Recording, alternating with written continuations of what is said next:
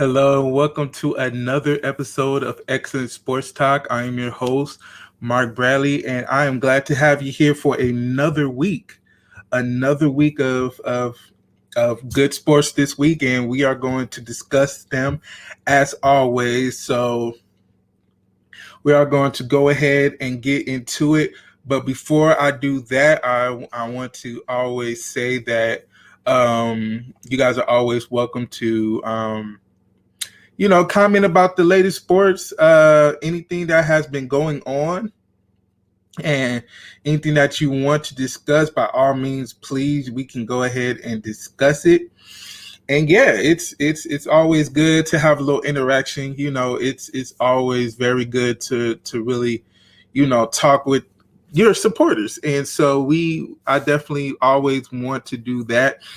And so if you guys had any, questions or comments, please, by all means, put them down there in the comment section. We will definitely talk about it. So let's get into our topics of what we have on the show today. So we are going to begin with the MLB playoffs.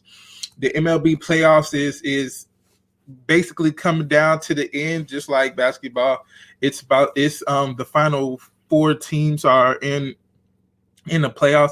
We're gonna go ahead. We're gonna discuss some of the big news that has been happening, and also we are with that we are going to also discuss about the Lakers, and we know the Lakers are champions now. They are champions, and we are going to discuss some of that coming up in the next couple of topics. And then we are also going to speak on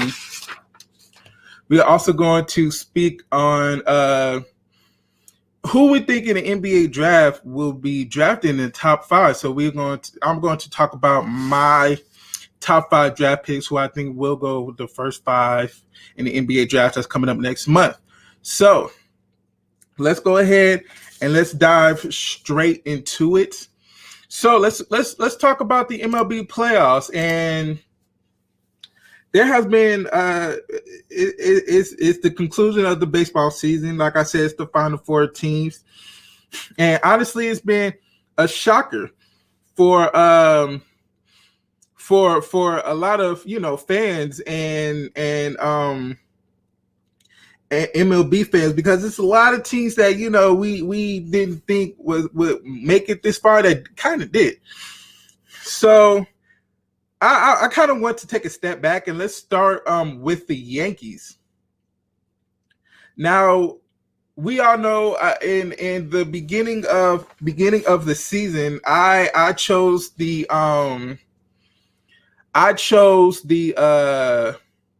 Yankees to be the representative for the American League, and there is a humongous glare going on right here. What is going on with you? I guess I gotta handle that. But anyway, I was one of those people who said in the American League that the Yankees will represent them, and I was wrong about that. Okay, I was dead wrong about that, and so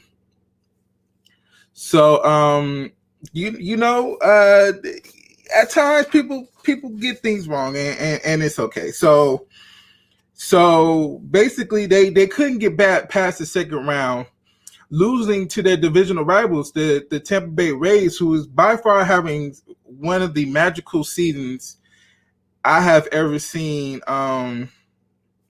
this year. I mean, nobody would have thought the Tampa Bay Rays would be where they're at as of right now. And they was able to beat the Rays, not the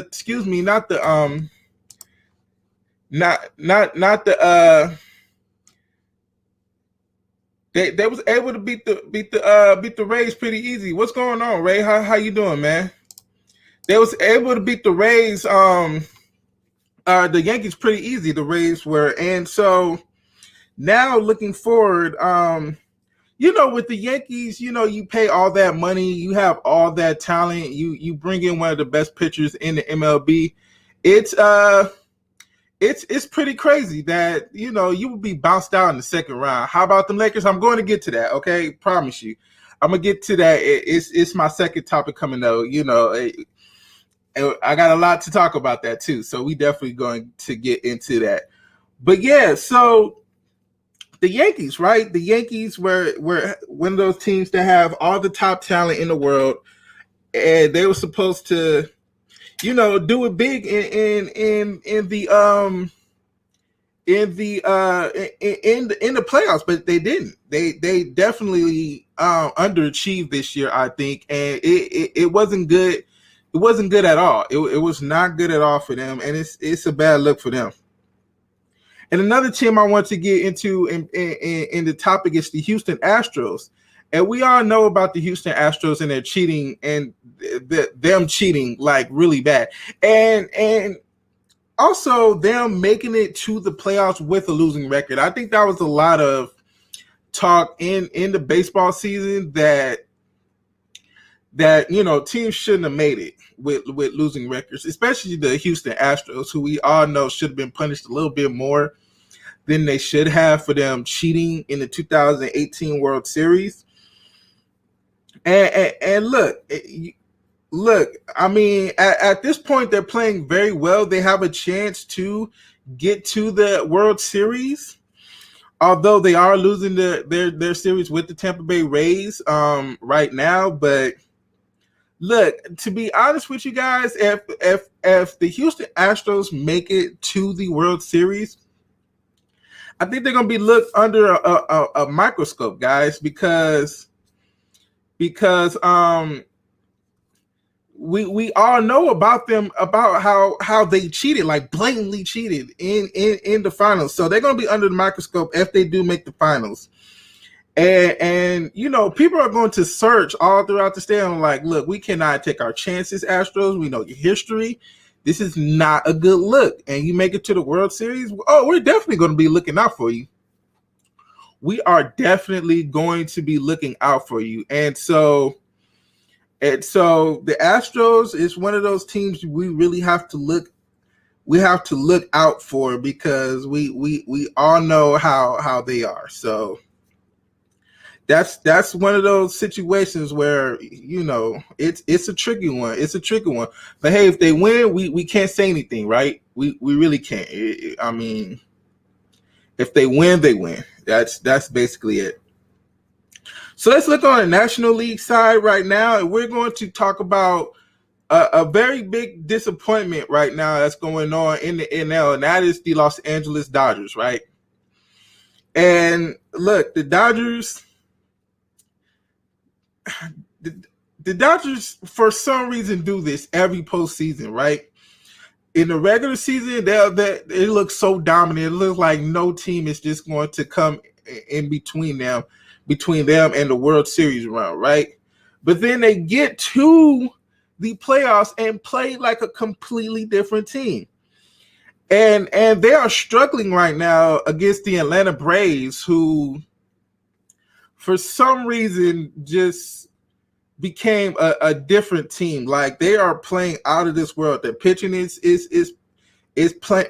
pitching well. Their bats have woken up. Atlanta seems like a team that wants it more at this point.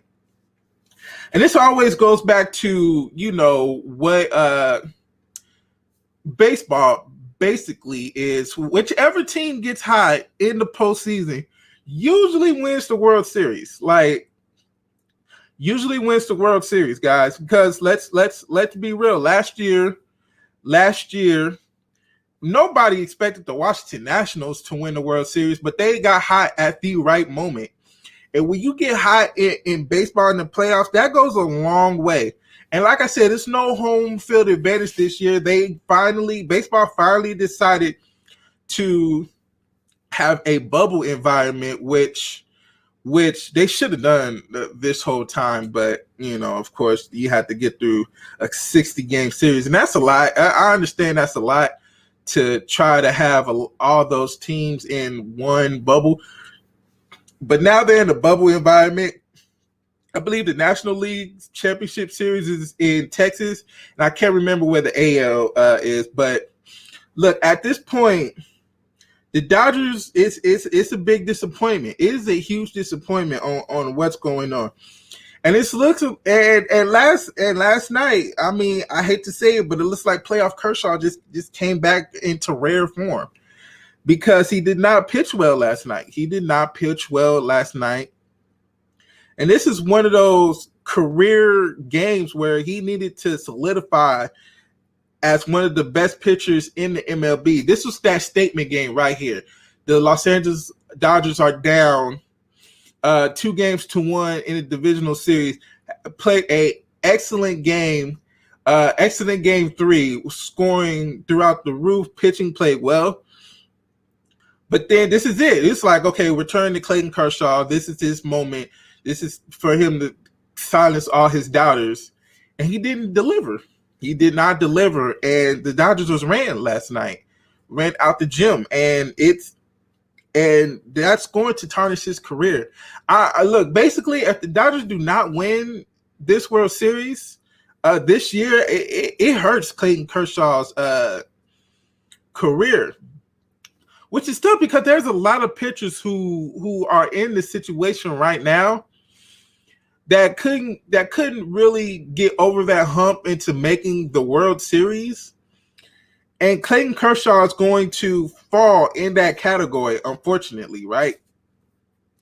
He's going to fall right into that category, and which stinks because let's be honest, Clayton Kershaw is one of the best pitchers in MLB history by far. But it doesn't matter at all until you win the World Series, right? Nothing matters in your career unless you win championships. I think that goes for basically a lot of sports, but it seems like baseball is one of those big deal types of situations. Like, oh, you never won a World Series, you really don't amount to nothing as much. You could be the greatest regular season player in the world, but if you don't deliver in the playoffs, it's hard. And I think MLB is like one of the hardest times to get into the into the Hall of Fame. Like, it's really hard. Like, they're very strict on how good players get into the Hall of Fame. And so look, that one hurt Clayton Kershaw. So now their series is 3-1 Atlanta. They're one game away from making it to the World Series. And look, tonight could be the night where we find out who makes it to the World Series. Because if Tampa Bay wins their game, they're in the World Series. And if Atlanta wins tonight, they're in the World Series at all. And it's been pretty interesting how baseball has been operating because they have been playing in the playoffs nonstop, like no breaks. No breaks. It's just been everyday baseball. And I think that could affect a lot of these teams that has to go deep into their bullpen because their starters just have not gave that like a really strong performance. And so that could really hurt. That could really hurt a lot of teams. And so it's been a real interesting way how baseball is operating. It seems like they're so rushed right now. It's like we're trying to get the season done as fast as we can. They only had a 60-game series, which is pretty crazy when you really think about it, because that's like cut half the season, like in half, like even more than half. Because when you have 162 games down to 60, yeah, you basically cut like all your games. So baseball feels pretty rushed right now, but look, it's coming down to an end.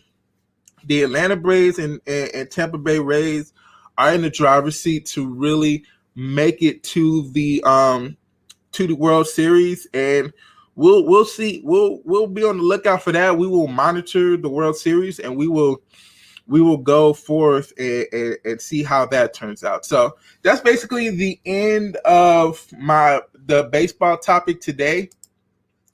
And if you guys have any like questions or comments, by all means, please, you guys can put them down there in the comment section, and we will love to talk and talk about that.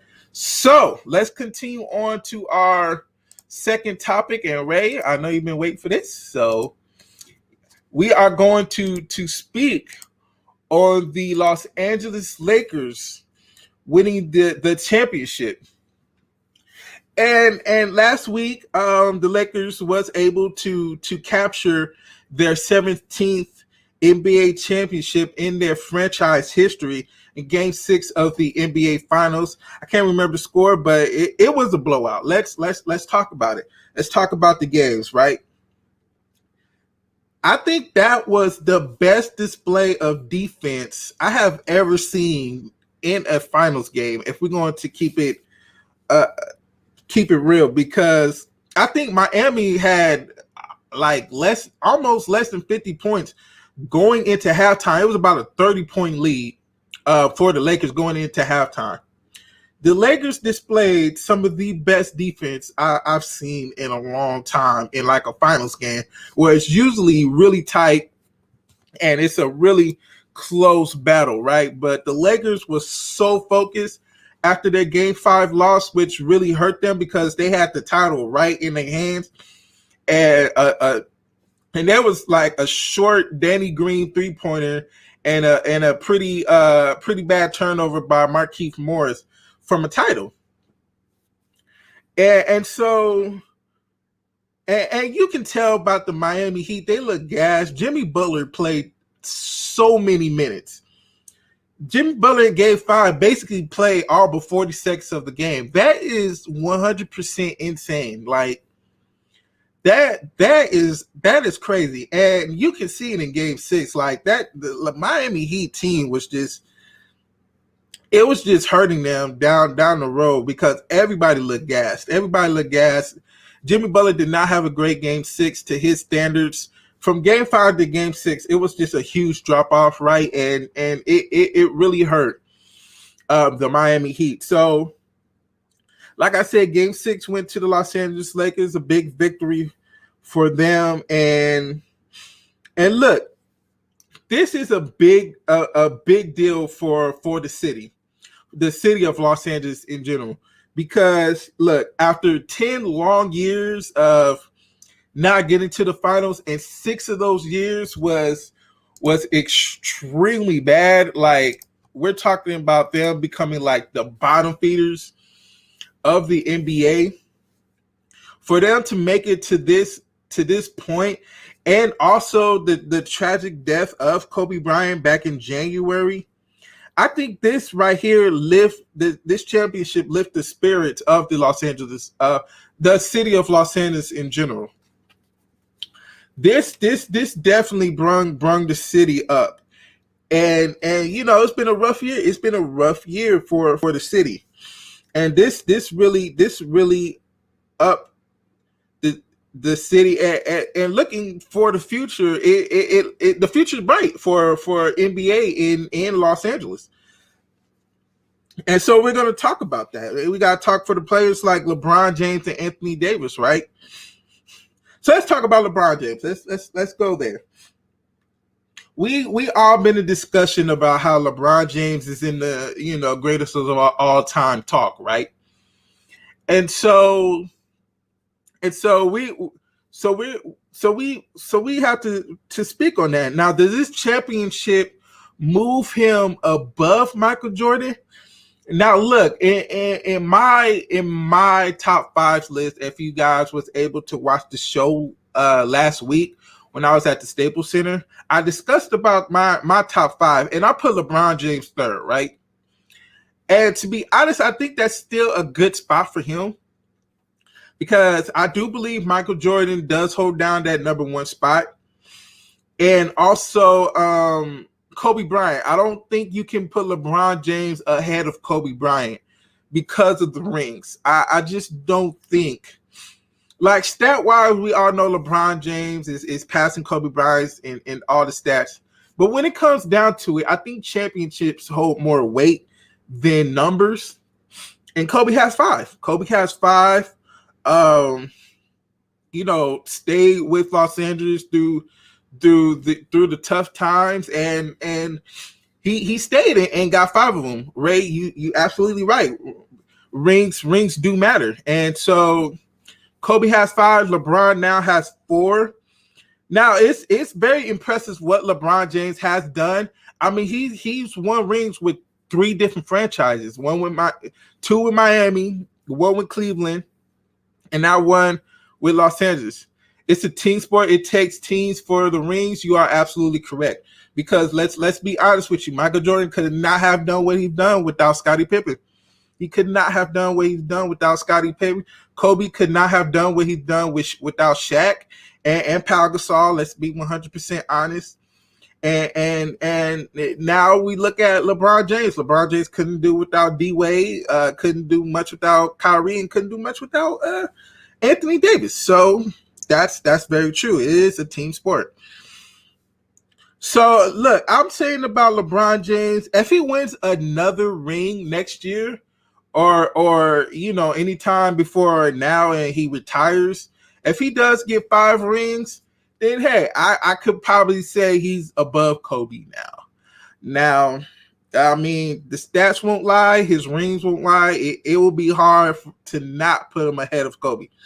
So, will he ever get past Michael Jordan? I don't know. I mean, I know a lot of people don't think so. A lot of old school guys don't really see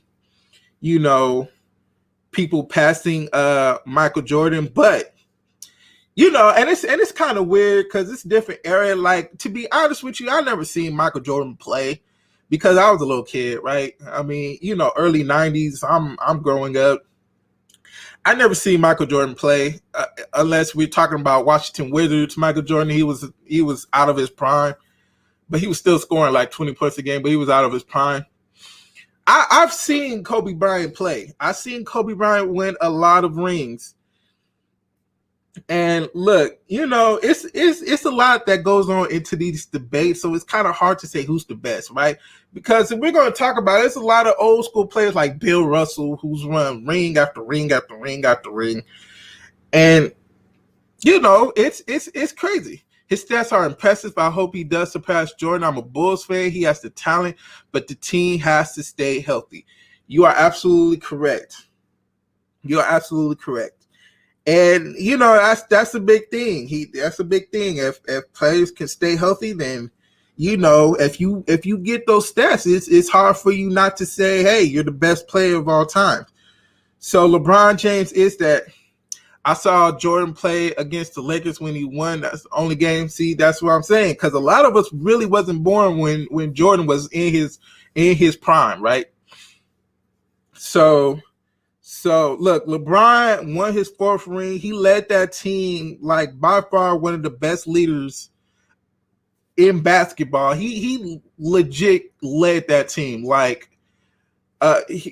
triple doubles throughout the whole final, scoring, doing everything he can to make sure his team wins. So let's go over and let's talk about Anthony Davis, right? Anthony Davis, who came into the league and oh, thank you, Miss Downs. I appreciate it. Thank you. I appreciate it.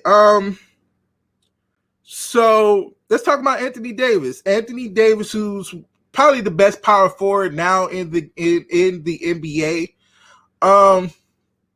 He's done something that he could not do in New Orleans his first 7 years in New Orleans, and that's win a championship ring. He came to Los Angeles. It was a great fit automatically, and he won a ring instantly. And let's be honest, it's really hard to do that. It's really hard to come into a new team your first year and win a championship. It's not that easy. And we're not talking about the Los Angeles Lakers, who really had like a structure as far as, staff wise, because let's talk about it. Frank Vogel was his first year head coach there in Los Angeles. A good coach. He was a good coach. He was one of, back in the days when Indiana Pacers and the Miami Heat would always play each other in the Eastern Conference Finals, and Indiana would push them to the limit will push them to the limit. And Frank Vogel comes in. We're bringing in like head coaches who has stature. Jason Kidd, Lionel Hollins, Phil Handy, who has championship experience. Brand new coaching staff, big egos in that staff. And we're talking about, in the beginning of the season, if Frank Vogel don't do well, Jason Kidd will be just a replacement for the Los Angeles Lakers, which unfortunately didn't happen because Frank Vogel was basically an excellent head coach for that team. And Anthony Davis just came in, fit like a glove. AD will need to be more aggressive and more flexible if LeBron can stay in the post or switch to point guard. Then to shooting, AD will need to be just as flexible as tough in order to take some pressure off LeBron. You know what? I think he did do that a little bit. A little bit. There was times you can tell Anthony Davis, kind of reacted to this old ways and was like, look, Anthony Davis is not exactly playing well. And LeBron did have to carry a lot of teams.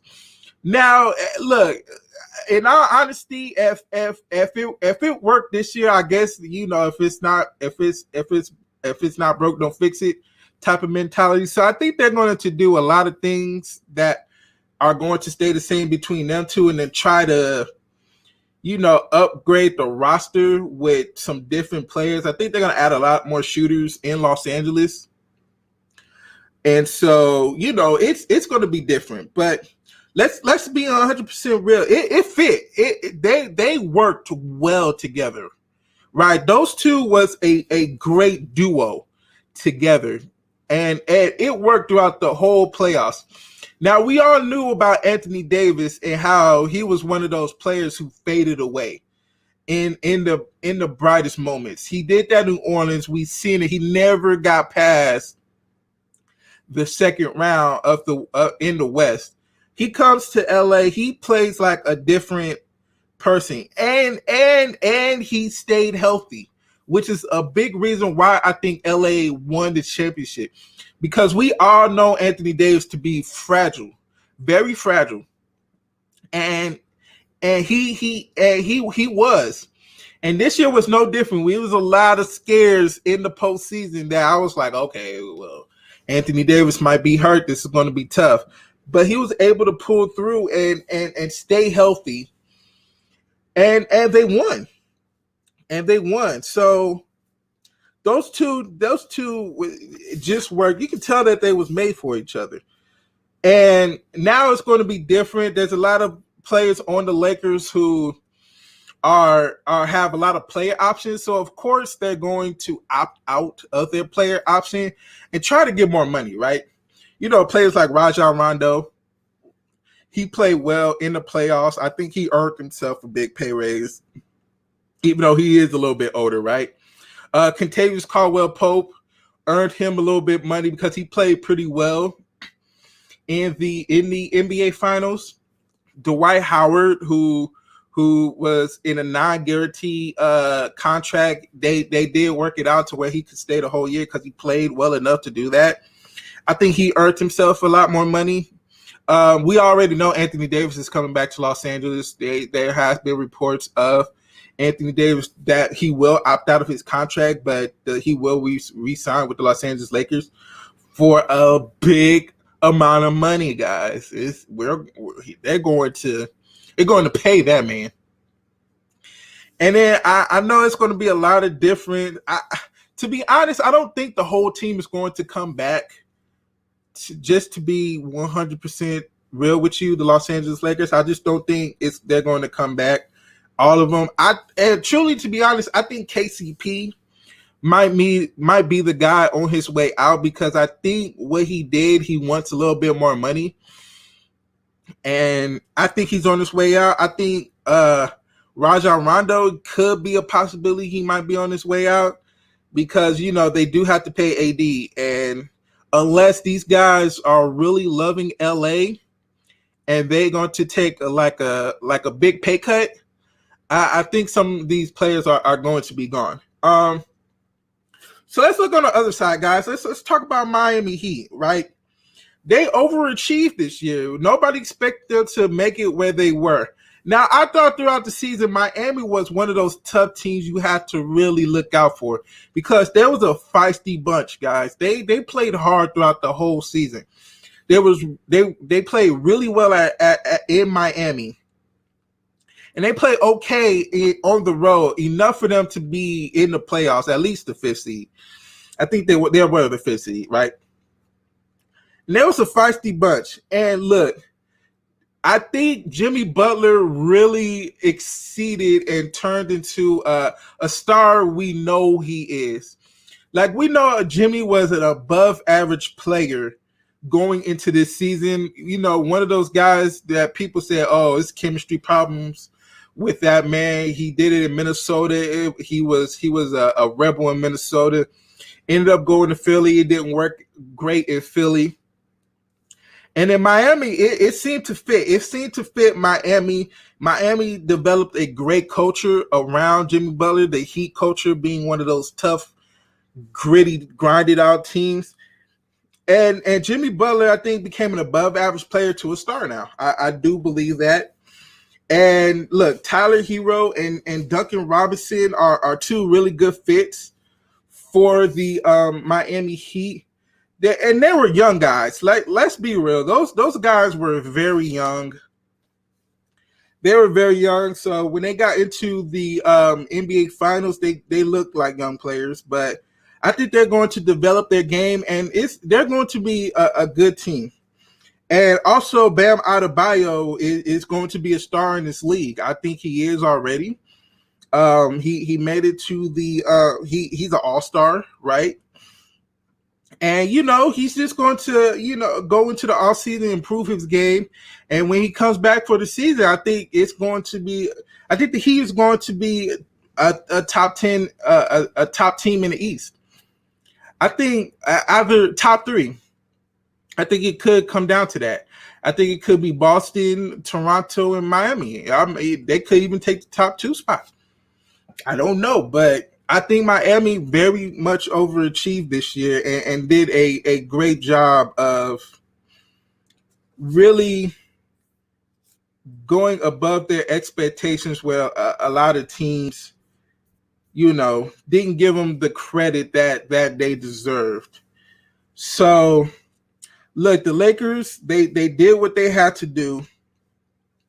And I think they're setting up for another run next year.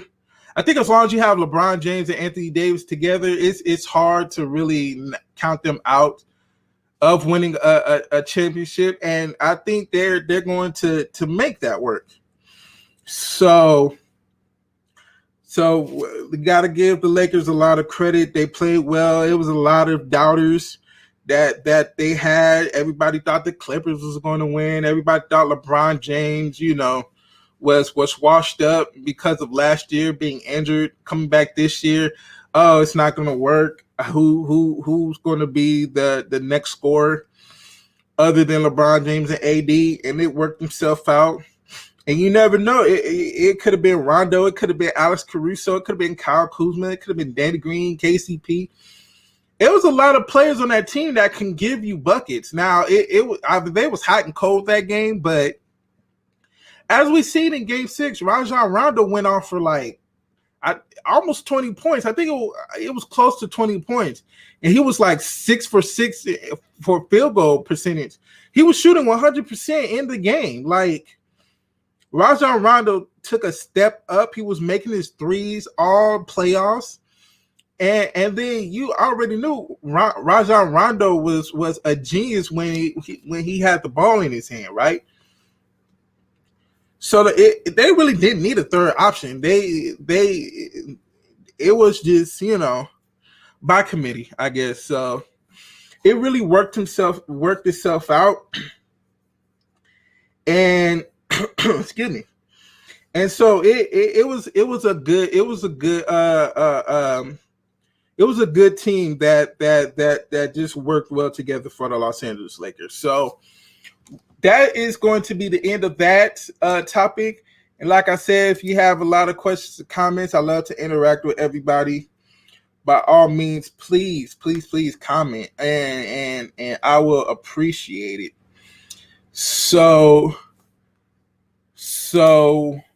let's go ahead, excuse me, and move on to the next and last topic. So now that the excuse me, now that the season's over with, now we can look ahead to the off season for the NBA. And so now it's going to be a lot of off season moves, and I think a good place to start would be the NBA draft. The NBA draft is coming up next month, November 18th. And we are going to discuss our my top 5 pick of this year's NBA draft. And so we have our top 5 teams who was in the lottery. So this year, the Minnesota Timberwolves will have the first pick of the NBA draft. Number 2 is the Golden State Warriors, which is kind of shocking because we all know the Warriors are a top tier team and has been for the past decade. Well, not decade, I wouldn't say that. Maybe the past 6-7 years. How you doing, Arbel? They gave the Lakers that championship to honor Kobe. Yeah, I mean, the NBA not gonna give out a free ring, but I mean, you can obviously tell the Lakers play a little bit more inspired to win for Kobe. And yeah, they played well. And look, Miami gave them a tough time. I can't lie to you. Miami gave them fits. Like, that team was really strong throughout the whole series. And I think that game 4 was really the big deal, because if they was tied 2-2, that would have been bad for the Lakers. It would have been really bad for the Lakers. The way Miami was playing and Jimmy Butler was giving probably the best games of his life, that would have been a 7-game series if they wouldn't have went up 3 games to 1. So yeah, I mean, they played a little bit more inspired. Now they're gonna have to repeat that next year, so we're gonna have to check that out. So we're gonna go back to the top 5. Minnesota, like I said, was first. Golden State is second, which is surprising because, like I said, they are a top tier team. Number 3 is the Charlotte Hornets, and look, they need about 30 of these top 5 draft picks because Charlotte needs a lot of help. Guys. They haven't been a good team in a long time, and unfortunately, since Charlotte is such a small market, not a lot of top players wants to just willingly go to Charlotte, right? They willingly just do not want to go to Charlotte. So Charlotte needs a lot of work. The Chicago Bulls are 4th, and I think it's a great time for Chicago to have a top 5 pick, because I think Zach LaVine is on his way out of Chicago. I don't think he wants to be in that situation anymore, because Chicago is not a winning team. They haven't been since Derrick Rose left. And look, somebody's going to have to, I think, replace Zach LaVine, because I think his time in Chicago is coming to a close.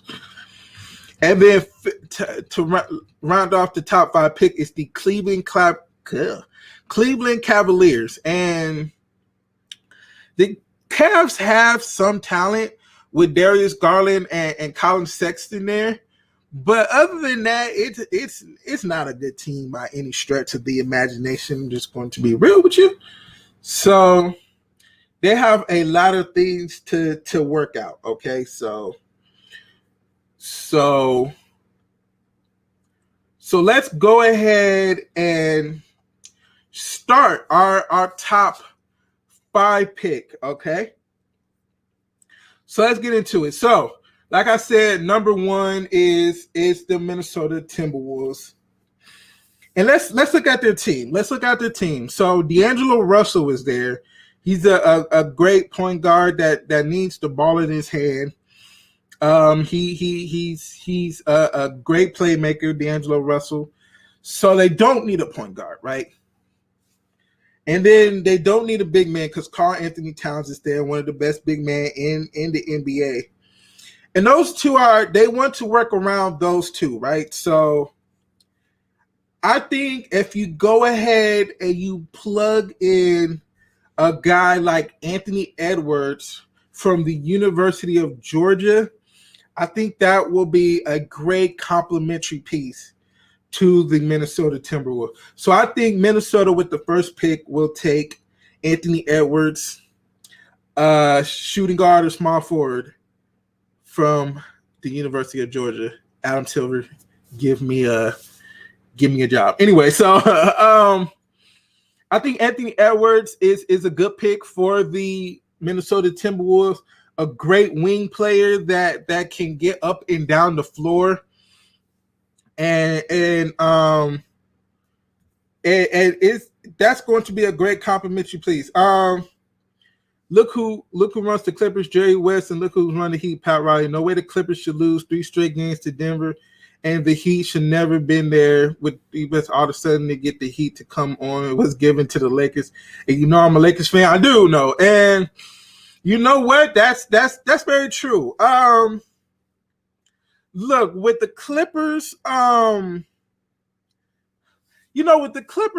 don't think they have that guy like a LeBron James who's really going to push the team and really lead them to the championship. I don't think Paul George is really that talkative. We know Kawhi Leonard doesn't like to speak.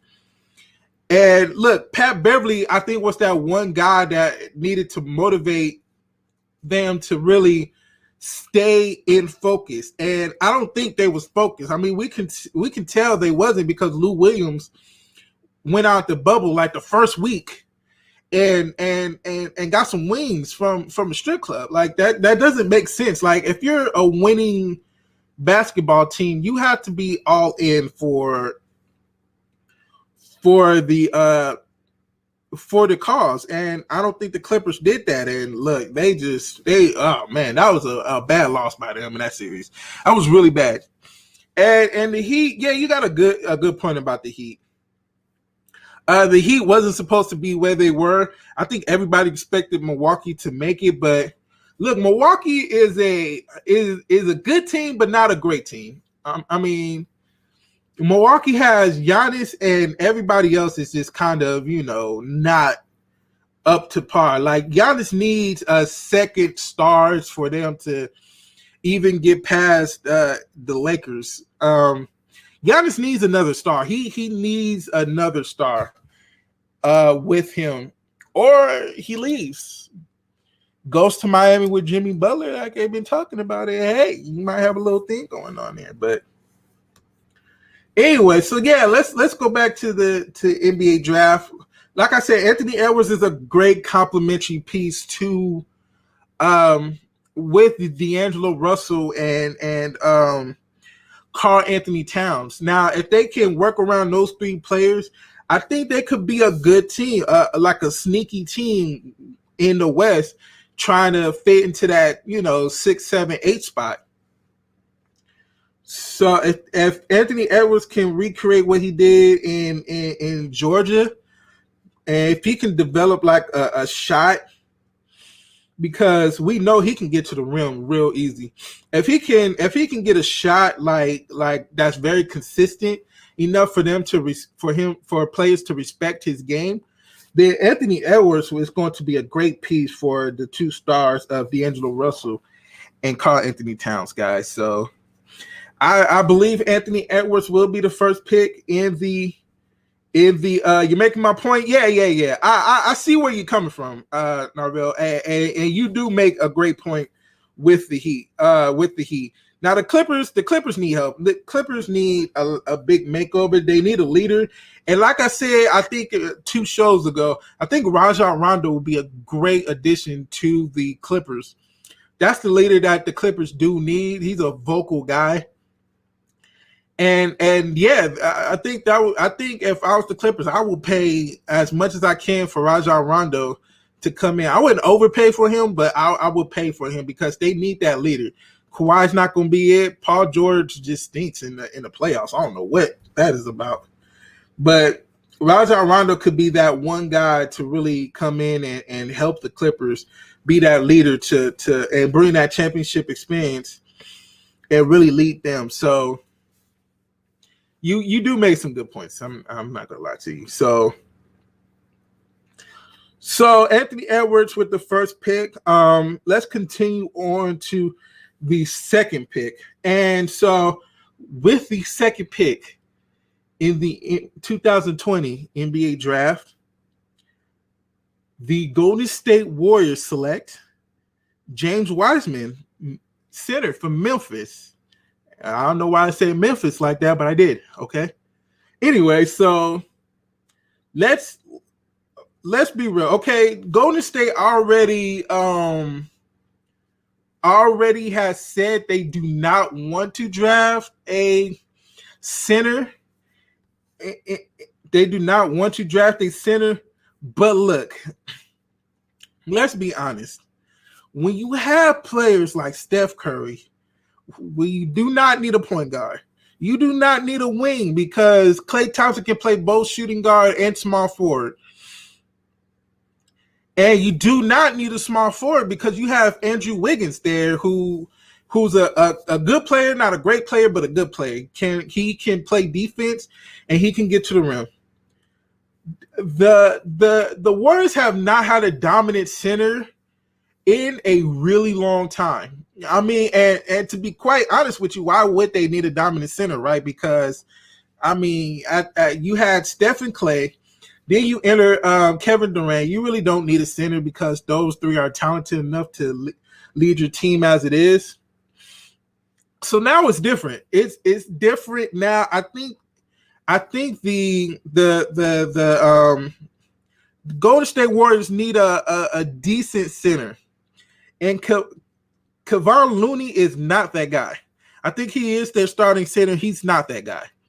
And then they tried to have Draymond Green at center, and that was a disaster altogether because he was too small to do anything. So they need a dominant center, and I think James Wiseman would come in and be that guy. James Wiseman is a tall guy. He's a defensive-minded center that's going to block shots, and he's athletic enough to give you buckets under the rim. I mean, he can play above the rim, so that's going to be a big deal for them. Now, like I said, they said that they do not want to draft the center. What I think their direction is trying to get Dwight Howard in free agency because he is a free agent. And, of course, Dwight Howard is going to make his money because he played really well with the Lakers. And, look, I think for the right amount of money, Dwight Howard definitely is going to have to entertain that idea. So I think what the Golden State Warriors are going to try to do is actually trade that second pick. I think between now and before the draft, they're going to try to trade away that second pick. They have enough talent to be contenders now because everybody's coming back from injury. So they're going to try to trade that second pick and just get a whatever player from free agency or wherever center for free agency. But I think if you do not trade that pick, James Wiseman needs to come in and be that guy for Golden State.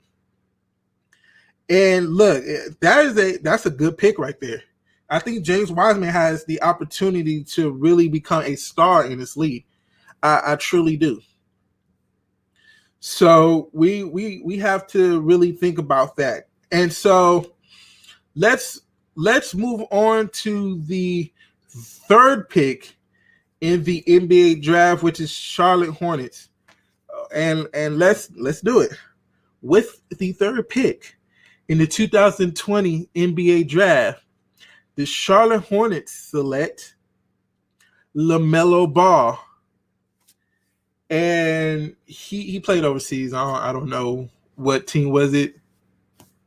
LaMelo Ball. So LaMelo Ball is, I think, will be a good fit for Charlotte. I mean, look, just to be 100% honest with you, Charlotte needs a lot of work, guys. I don't think there's not a lot of talent in Charlotte. I think Graham is a good piece. I think they have a good 1-2 combo if they do bring in LaMelo Ball. And look, LaMelo Ball, I thought out of all the Ball brothers, between Lonzo, LiAngelo, and LaMelo, I thought he could be the best Ball brother. Now, sometimes he doesn't give you his all. Sometimes you can tell on the court he's lazy sometimes, and that's something his brother is not. That's something Lonzo Ball is not on the court, and he is not lazy on the court. He plays defense, he rebounds, he can set you up playmaking wise. Now, if his offense again can take a big step up, he could be a great point guard. But I thought LaMelo Ball could have been the best Ball brother out of all three of those, because he's grown a lot between his high school days, which I did have a chance to watch one of his high school games. Lonzo wasn't there. He was already in UCLA, but LiAngelo and LaMelo were still there. And he scored, like, I think, almost 90 points. Like, I don't know if that was the game. I wasn't paying attention all that much because it was a blowout. I was checked out by that point. But he can shoot. He can rebound. He can play defense when he's fully engaged. I think that's his one knock on him. If he gives you full on effort every time he's on the court, he could be a generational talent. But unfortunately, I don't think he does that. I don't think LaMelo Ball gives you his all the time.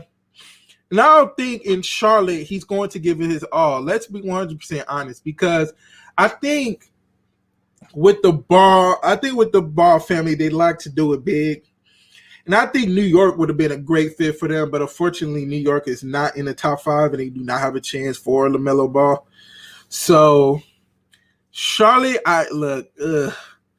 it's going to be tough for him in Charlotte. Let's be 100% real. But he's a great player. He's worthy to be that top 5 pick, but he has to give Charlotte his all, because Charlotte is not going to be good for 4 years to come. I'm just going to be 100% honest. So let's go ahead and continue on. Now, the Chicago Bulls are up next, and with the 4th pick in the 2020 NBA Finals, the Chicago Bulls select Denji Avila. He's a 6'8" player, international player, who plays his pro ball in Israel. I think he's 6'8", 6'9". He plays his pro ball in Israel. And this is going to be a good fit for Chicago. He's a guy that can handle the ball. He's a great playmaker. I have seen a little bit of film on him. I think what Chicago wants to do in this situation is kind of recreate another Luka Doncic. Like, I think he has the game to be like Luka Doncic. I don't think he can shoot as well as Luka Doncic can, but he can get to the rim. He's a tall point guard, a tall international point guard that seems to, play the game just like those international players. They play a little bit more finesse, smooth game. So with him coming in, and I think Zach LaVine going out the door, I think this is going to be a good fit for Chicago. Now, Chicago has to get better wing players. And I think with him coming in as a point guard, I think it's going to work. I think it's going to work for them. And not a lot of people knows about him, of course, since he plays overseas in Israel. But he could be a Luka, like a low bargain Luka Doncic. So we have to keep a lookout for him and see how his game evolves with the NBA, because these guys are a lot more aggressive. This guy's a lot more athletic, of course, than international players. It's going to be hard for him to get into the lane. That's what we thought about Luka Doncic. You know, how's that international game is going to transfer to the NBA game? He did it real easy. Yeah, Luka Doncic. So we're going to see Dingy Avila can Avila, excuse me. It's Avila. I'm Avila. It's Avila. Forgive me. He's still kind of new in my brain. I haven't seen too much film on him, so forgive me. But he could be the next Luka Doncic, okay? And so we are going to go with our top 5. We're going to finish it off with the Cleveland Cavaliers. And with the 5th pick in the NBA in the 2020 NBA draft, the Cleveland Cavaliers select Obi Toppin from Dayton University. Now, it's another player a lot of people didn't know until this year. Obi Toppin was a very versatile big man, 6'9" from Dayton. Now, it's a small school. Nobody really knows much about Dayton. But when I had a chance to watch some of his games, he's a hybrid player. He has a very nice shot. He's very good in the open floor. And I think that's going to complement Cleveland well because they have a lot of perimeter players that like to get up and down the floor with Collin Sexton and Darius Garland, who's there now, and very young players who still trying to assert themselves in the league. So once they get better, I think Obi Toppin gets better. I think that young core can be very well in that division, which is not good by any stretch of the imagination. The Pistons are not good. Indiana's the cream of crop in that division. Chicago's not good. Cleveland's not good. Oh, and Milwaukee, excuse me. Milwaukee is obviously the best of the best in that whole division. Then we have Indiana, who's a good team. Might be hard for them because I don't think Victor Oladipo is going to stay there. And also, Chicago's not good. The Detroit is not good, and Cleveland is not good. So this could probably move them up to maybe the 3rd spot, maybe. But I think Obi Toppin will be a great piece for the Cleveland Cavaliers. So, and nobody really knew about him because he's played at a small school. But when you see him play, he's a great player. So that rounds it out the top 5. My top 5 again, if you guys relate. Number 1 was Anthony Edwards. Number 2, James Wiseman. Number 3, LaMelo Ball. Number 4, Denny Adja. I'm butchering this name. But he's a player from Israel. And Obi Toppin from Dayton rounds out my top 5. So that's my top 5 2020 draft list. And that's basically all the topics I have for today. I'm going to wrap it up here. I appreciate you guys showing up again each and every week. You guys are very loyal, and I appreciate you guys each and every week. So next week, we will be back for some more great topics, and I look forward to seeing you all there again. We're not going to host anybody on Twitch today. We're just going to go ahead and end the stream.